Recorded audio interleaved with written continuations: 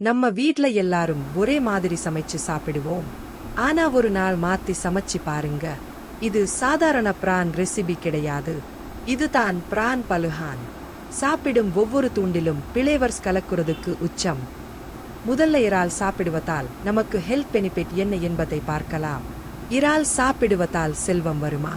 ஐயா, இறால் சாப்பிட்டா செல்வம் வருமா? இதுக்கு விடை ஆம். ஆனா அது உடல் நலத்தால் வரும் செல்வம். இறால் ஒரு புரோட்டீன் பாம். இதில் செலினியம், ஜிங்க், அயோடின், பி12, ஒமேகா 3 போன்ற சத்துக்களும் ஹார்மோன்களை சமநிலைப்படுத்தவும் மூளையின் செயல்திறனுக்கு தேவையான சக்தி நிறைந்திருக்கிறது. இறால் சாப்பிடுவதால் தெளிவான சருமம் உண்டாகிறது. இதனால் ஒரு தன்னம்பிக்கை வருகிறது. இறால் சாப்பிடுவதால் நல்ல மூளை ஆரோக்கியம் கிடைக்கிறது. இதனால் சிறந்த தொழில் யுக்தி கிடைக்கிறது. இறால் சாப்பிடுவதால் ஹார்மோன் சமநிலை அடைகிறது. இதனால் மனநிலை நிலைத்தன்மை பெறுகிறது. வணக்கம் மக்களே, இன்றைய எபிசோட்ல நாம ஒரு ஸ்பெஷல் தஞ்சாவூர் ஸ்டைல் பிரான் பலுஹான் பண்ண போறோம். இது ஒரு பாரம்பரிய வகை பிரான் கிரேவி. அதுல தேங்காய், மசாலா, துவரம் பருப்பு இதெல்லாம் கலந்த ஒரு அருமையான சுவை மிகுந்த ரெசிபின்னு சொல்லலாம். 1. முதல்ல 1 கிலோ பிரான்ஸை சுத்தம் பண்ணி வைக்கணும். சின்ன அளவுல இருந்தா நல்லா முந்தமாயிருக்கும்.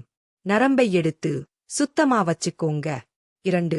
ஒரு அரை மூடி தேங்காய், 2 வரமிளகாய், கொஞ்சம் சோம்பு, கிராம்பு, பட்டை இவை எல்லாத்தையும் வதக்கி அப்புறம் பேஸ்ட் மாதிரி அரைச்சுக்கோங்க. 3. இதுதான் இந்த டிஷ்ஷை மற்ற ரெசிபியிலிருந்து டிஃபரண்ட் ஆக்குறது. துவரம் பருப்பை சிறிய அளவுல நன்கு வேக வைத்து கடைந்து வைக்கவும். 4. ஒரு பாத்திரம் எடுத்துக்கோங்க. நல்லா எண்ணெய் ஊத்து, கடுகு, கிராம்பு, பட்டை தாளிச்சிட்டு ஒரு பெரிய வெங்காயம், 2 தக்காளி பொடியாக நறுக்கி வதக்கணும்.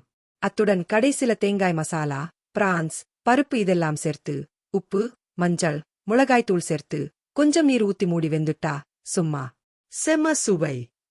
பக்கத்துல வெந்த கோதுமை சப்பாத்தியோ வெறும் சாதத்தையோ இந்த பிரான் பலுஹான் போட்டீங்கன்னா பாருங்க மக்களே, வீட்டிலேயே ஒரு 5 ஸ்டார் ஹோட்டல் அனுபவம்.